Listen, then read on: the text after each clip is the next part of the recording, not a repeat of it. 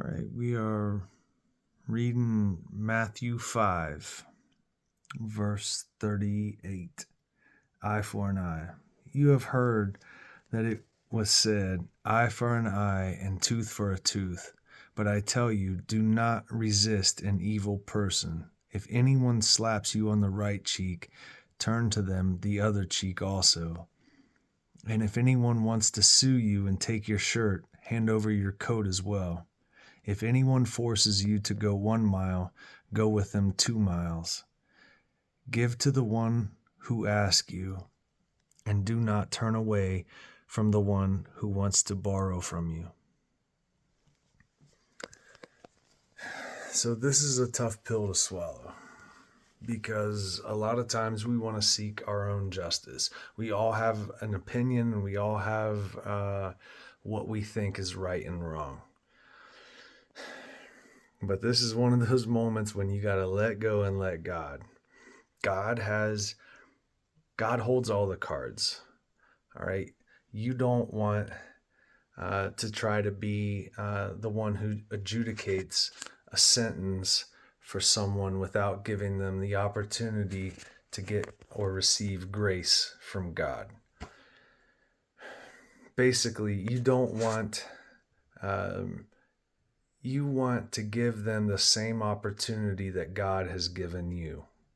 Now, they might have wronged you. You give that to God. That's between them and God.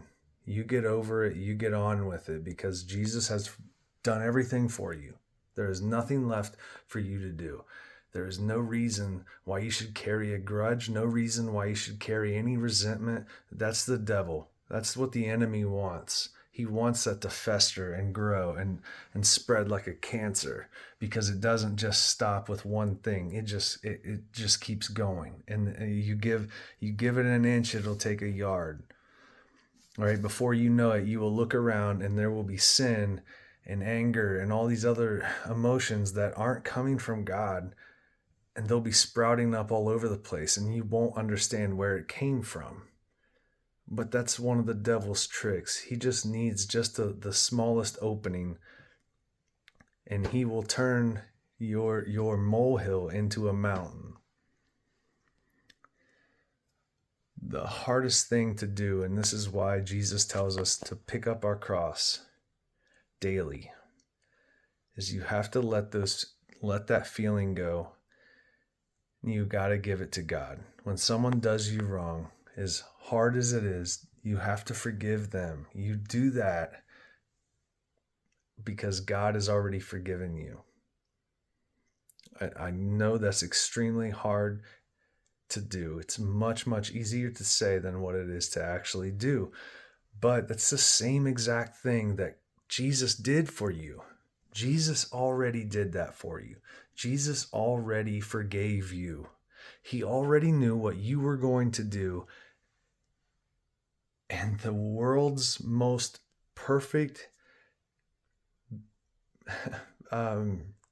spotless, sinless individual that's ever walked the face of this earth already took those stripes for you when he got on that cross. So if he forgave you, knowing how he's spotless and sinless, then you need to do the same. Don't let that grow a wedge or put a wedge between you and your true salvation. All right, let God take care of that. He's got a far better reach and far better vision and far more grace than you or I. He also says that if they don't ask for grace, that it'll store up his wrath, and he will give and dole out that wrath on the day of judgment.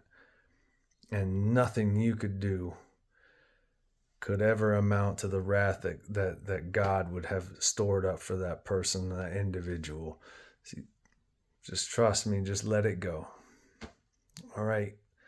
And it's something that sometimes it takes time. It's not something that you're going to do right away, but you pray about it. Ask God to help you, give you patience, give you grace, give you the ability to forgive this person that did this wrong to you. Just because you forgive them doesn't mean that you forget. It just means that you forgave them, and now you're giving that over to God, and it's up to them to what happens next. So I don't want you to think if you were a victim of something or something like that, that you have to forgive and forget. That's not what I'm saying. That's not what I'm saying at all. I'm just saying that you need to forgive them and give that to God. And say, God, I don't know why this happened. I don't know the reason for this happening. But I know I'm going to give it to you. And when I give it to you, you're going to make something good come of it. Because that's what God does. God will take the crookedness and the evil and he'll turn it for good. He'll make it for good. But he can't do that until you can let it go and you give it to him. God needs us to take that step towards him. You take that step towards him and he'll take 10 towards you. You just have to give that little bit of faith, that mustard seed of faith. So please try to work on that today. Pray about it. Read the word. Love you all. Hope you got something from this message. God bless.